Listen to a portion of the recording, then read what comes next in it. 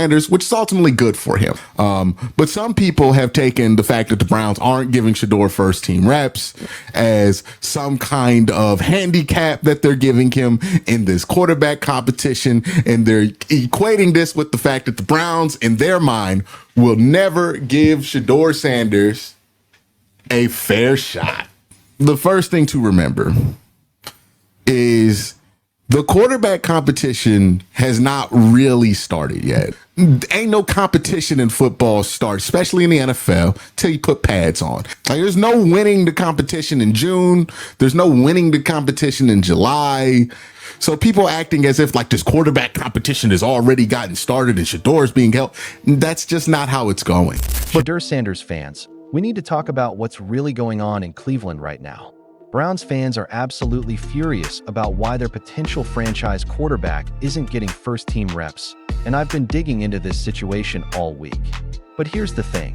What everyone's saying about the Browns holding back Shedeur might be completely wrong, and I think I know the real reason why they're doing this. According to recent reports from Yahoo Sports and ESPN Cleveland, there's way more to this story than what we're seeing on the surface, and honestly, it might actually be the smartest thing Cleveland could do for Shedeur's development. Let me break down what's actually happening and why this could be the best news Shedeur fans have heard all year. Listen, I've been following Shedeur Sanders closely since his Colorado days, and I'm telling you right now, the narrative around this kid has completely shifted. You guys remember how he was labeled as this arrogant, cocky player coming out of college? Well, from what I've seen in these OTAs and mandatory minicamp, that couldn't be further from the truth. The dude is showing up completely different than what everyone expected. I mean, just look at how his teammates are talking about him. They're saying he's incredibly humble, well-spoken, and honestly, kind of quiet. That's a complete 180 from what we all thought we were getting when Cleveland drafted him in the 5th round. And you know what? I've been damn impressed with how he's handled himself off the field and in front of the microphone. I did not expect that level of maturity from a 22-year-old kid who just got drafted. But here's where it gets interesting, and this is where Browns fans are getting heated. Shedeur isn't getting first-team reps right now, and people are losing their minds about it. They're saying the Browns are sabotaging him, that they're not giving him a fair shot in this quarterback competition. But let me tell you something. I think that's completely wrong, and here's why. From what I've been told by people inside that building, Shedeur came in a minicamp and was as good as any third-day pick you could imagine. The kid is duplicating what he did in college. His accuracy was 74% at Colorado, and now he's hitting 77% in camp. Meanwhile, the other quarterbacks on the roster are sitting at 58%. I mean, come on, that has to mean something, right? Shedeur is the only potential star. And if you look at the first 5 weeks, it's 5 top 10 offenses, then Aaron Rodgers in Pittsburgh. If they're dull in the first 6 weeks, I think Shedeur, the star power will matter. In 90% of markets, it doesn't. Cleveland at quarterback, it does. Shedeur by week 8 is starting. I asked GMs about Dylan Gabriel, and they're like, he's not a third-round draft pick. Now, let me be real with you guys about something.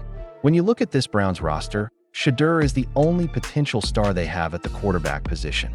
If you break down their first 5 weeks of the season, they're facing 5 top 10 offenses, then Aaron Rodgers in Pittsburgh. If Cleveland struggles in those first 6 weeks, and let's be honest, they probably will, that star power is going to matter.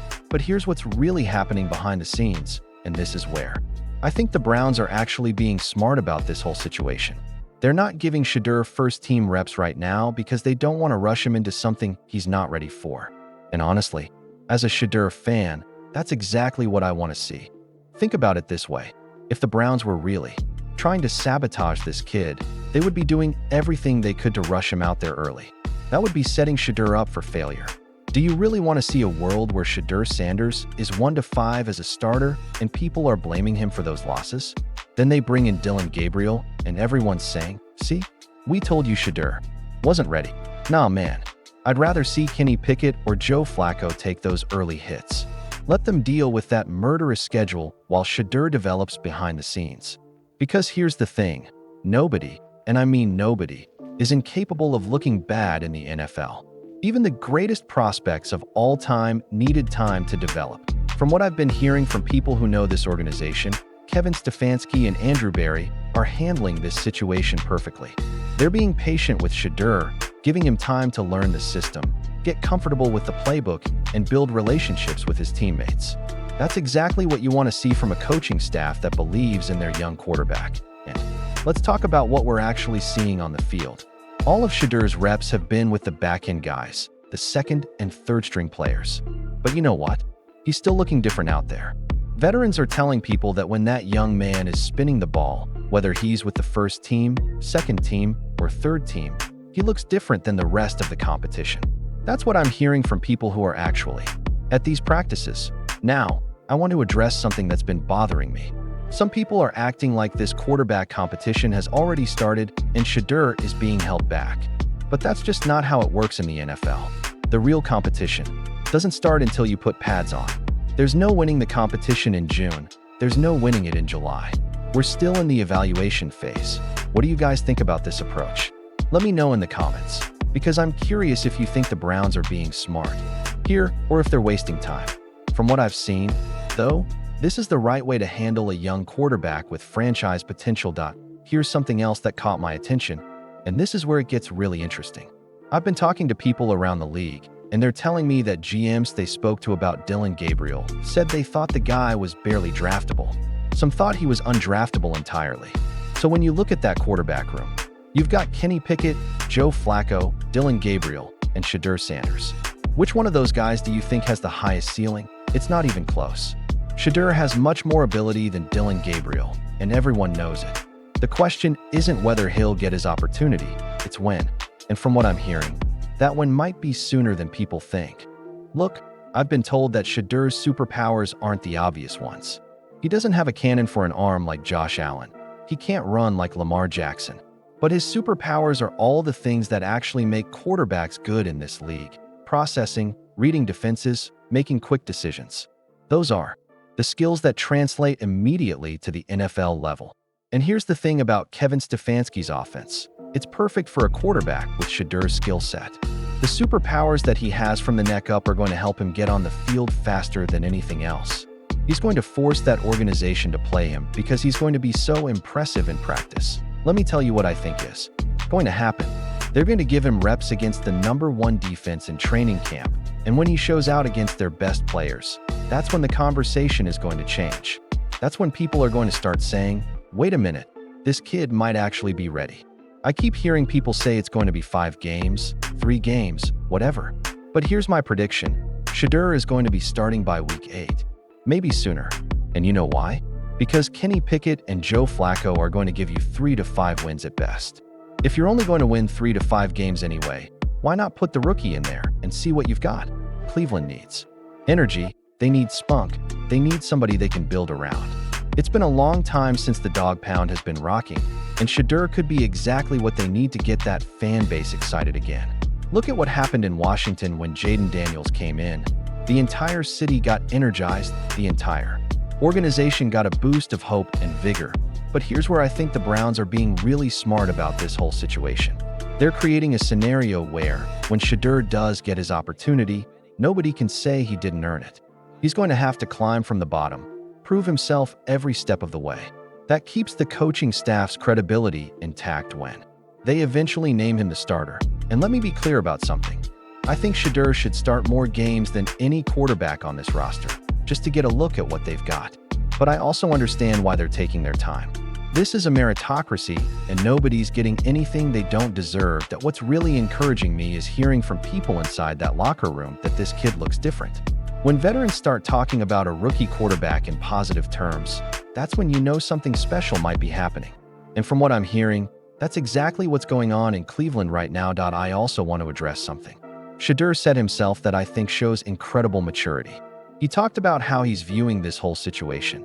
You can look at not getting reps as a negative, or you can be proactive and get ready for when your opportunity comes. That's the mindset of a professional quarterback. He's not making excuses. He's not complaining. He's just putting his head down and working. The kid took 42 sacks last year at Colorado, over 90 sacks in his 2 years there. He knows what it feels like to get hit. He knows what it's like to deal with adversity. That experience is going to serve him well in the NFL, where the hits come harder and faster. From what I've been told, he's really put in work on the mental side of the game, learning the system, getting comfortable with the terminology. When you do that, the game starts to slow down and you can focus on finding completions. That's exactly what coaches want to see from a young quarterback. Here's what I think is going to happen over the next few weeks. As we get closer to training camp, Shedeur is going to continue to impress in practice. The coaches are going to give him more opportunities with better players around him.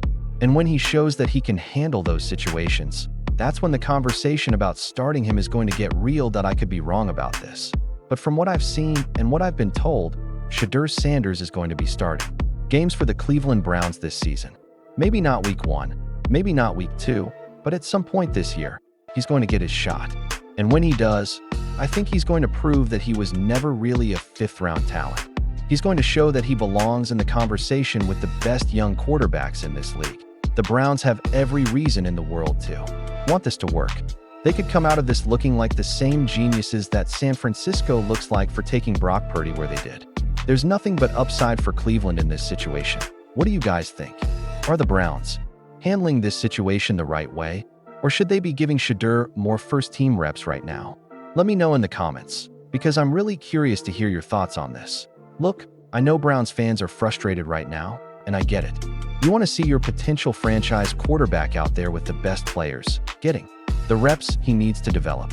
But sometimes the best thing you can do for a young player is protect him from situations he's not ready for yet. From everything I've seen and heard, Shedeur Sanders is handling this situation perfectly.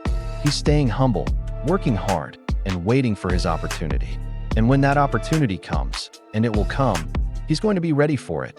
If you're a Shedeur Sanders fan like I am, make sure you hit that subscribe button and turn on notifications, because I'm going to be covering every development in this story. This is just the beginning of what I think is going to be an incredible journey for this young man in Cleveland. What do you think happens next? Drop your predictions in the comments below, and I'll see you guys in the next video.